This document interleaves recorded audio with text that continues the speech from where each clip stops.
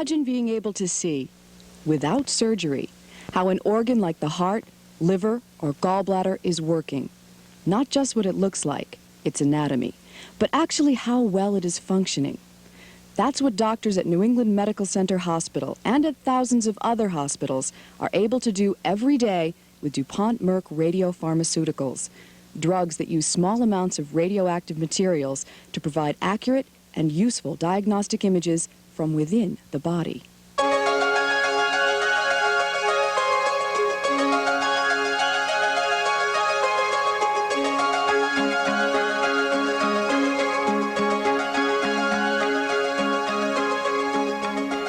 Radiopharmaceuticals use small amounts of radiation for detecting disease and for assessing patient prognosis.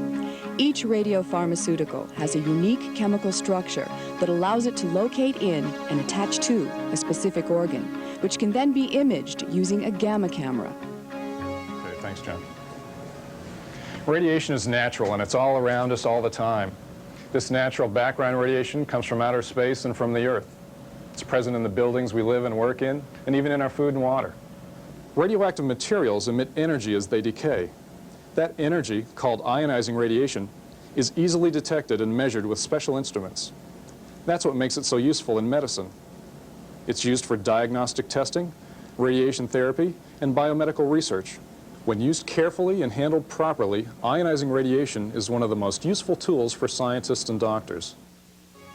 Radioactive tracers have been used for the diagnosis and treatment of disease since the late 1940s. Now, more than 800,000 diagnostic procedures using radiopharmaceuticals are performed every month in the United States. Nuclear medicine is practiced throughout the world and is a specialty of about 3,000 United States physicians. Nuclear medicine physicians use images derived from radiopharmaceuticals to detect disease and to assess patient prognosis. They work closely with nuclear medicine technologists who prepare and administer radiopharmaceuticals, ensure the comfort of patients while images are being made, and monitor the equipment and computers that transform the gamma radiation emitted from the radiopharmaceuticals into diagnostic images. They must also ensure that the sophisticated imaging equipment is functioning properly. There are over 10,000 nuclear medicine technologists at work in the United States alone. Most radiopharmaceuticals are administered intravenously. They're safe for use in patients of all ages, even infants, and a hospital stay is not required. Once the radiopharmaceutical has reached the organ of interest, the gamma camera detects the emissions of radiation from within that organ. The resulting images show blood flow, which is called perfusion. Physicians look at perfusion to determine how well an organ is functioning. Images made with radiopharmaceuticals provide valuable information about organ damage caused by disease or trauma. About 10 million nuclear medicine procedures are performed each year in the United States. The most common procedures are those that image the skeletal system and the heart. The growth in nuclear cardiology over the past decade has been tremendous. Over the last 10 years, cardiac nuclear medicine procedures have assumed a place of increasing importance in the assessment of patients with known or suspected coronary artery disease. These techniques, particularly using current generation radiopharmaceuticals and camera equipment, allow us to assess patients who in the past have had to undergo invasive cardiac catheterization procedures for the diagnosis of coronary disease. Products such as Cardiolite, a radiopharmaceutical which traces blood flow to the heart, have allowed us to image very large patients and patients who in the past could not be imaged adequately with previous radiopharmaceuticals. In addition, pharmacologic stress agents such as IV persantine have allowed us the ability to study coronary blood flow in patients who are unable to undergo treadmill exercise testing, such as those with orthopedic problems, previous cerebrovascular disease, and strokes, a large population who in the past have been very difficult to study, except with invasive catheterization techniques. On this screen, we see a new technique for assessing patients with suspected heart disease using Cardiolite. What we are seeing here are different slices of the heart assessing both blood flow, represented by the intensity of the color at any spot around the individual slice, as well as heart function, or thickening of the heart muscle wall, represented by the change in brightness at any particular point. Thus, we are now able to simultaneously assess blood flow to the heart and function of the heart with one test, which used to require 2 separate tests for each individual patient. In this particular patient, we see that blood flow, again, the color is normal all around most of the heart, however, is abnormal down in the lower right here, in the underside wall of the heart. That, coupled with the site of no motion, indicates that this patient has had a prior heart attack in that location. To obtain accurate information about the condition of a patient's heart, it must be imaged both while at rest and during a period of maximum stress, which is usually achieved by exercise on a treadmill. The nuclear medicine testing was so much easier than the others.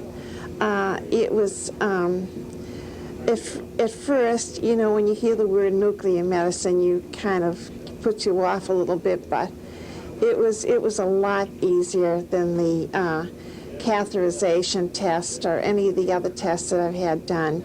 Anything that was more intrusive. This wasn't intrusive, and it was very simple, very easy. You don't feel the medicine at all. You don't feel that shot in your arm. It was very good. These procedures use low doses of radiation, which start to leave the body as soon as the drug is administered. We have to take that decay or half-life into account and precisely calibrate each dose to ensure an accurate and useful image. It takes a dedicated team to ensure quality care at New England Medical Center Hospital. Physicians, technologists, and support staff all pull together every day to provide the best possible patient care. And contributing to their success is another successful team, DuPont Merck's radiopharmaceutical division. Almost 800 individuals performing hundreds of different jobs, functions and tasks that vary widely yet share a common purpose: improving the diagnosis and treatment of patients by providing quality products and service that expand on the unique advantages of radiopharmaceuticals. Although they share that purpose, the goals of each group are unique. Each one looks after a specific part of the business process. Without exception, each group is another group's customer.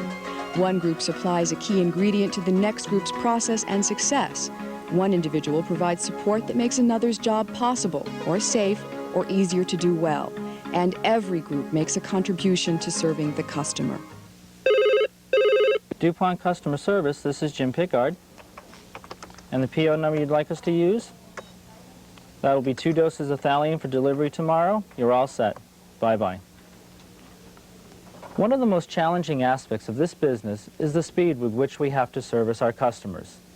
For instance, because thallium-201 has a half-life of only 72 hours, it can't be made in advance and stockpiled. The thallium for the order I just took was probably produced on one of our 6 cyclotrons last night and is now being processed into a radiopharmaceutical. After it's checked for conformance to specifications and released by our quality unit, it will be packaged and sent to our customer for use tomorrow. Some of the world's premier delivery services help ensure that 99.9% of our products arrive on time.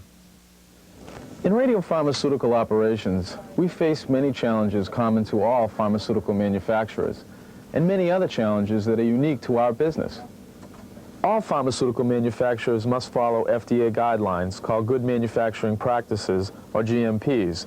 They are the foundation of all our processes. GMPs ensure that we are always in control of our processes and materials. Everything we do is documented. GMPs are really a way of life, a way of thinking and operating, that ensure every process is identical and that quality is repeated every time we manufacture our products. Unlike most pharmaceutical manufacturers, our business is governed by the Nuclear Regulatory Commission and the Department of Transportation. Our commitment to safety is reflected in our guidelines regarding radiation exposure that are even more strict than the federal regulations. DuPont Merck radiopharmaceuticals utilize man-made radioisotopes produced in cyclotrons or in nuclear reactors.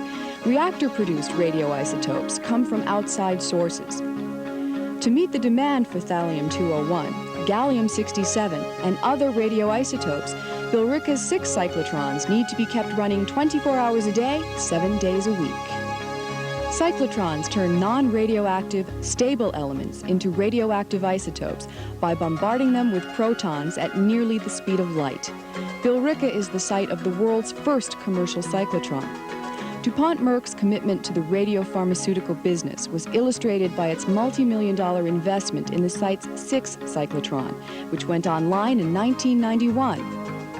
Another radioisotope used in nuclear medicine is technetium-99m, which results from the decay of molybdenum-99. Molybdenum-99 is produced in nuclear reactors and shipped to Billerica, where it is used in the technetium-producing generators manufactured here. Hospital personnel use these generators, which are known as the workhorses of nuclear medicine, to radio-label DuPont Merck kit products. These products can be ordered in advance and used when needed. Each of them has a long shelf life. DuPont Merck researchers continue to look for new uses for existing radiopharmaceuticals and to develop new ones, such as Neuralite for examining the brain.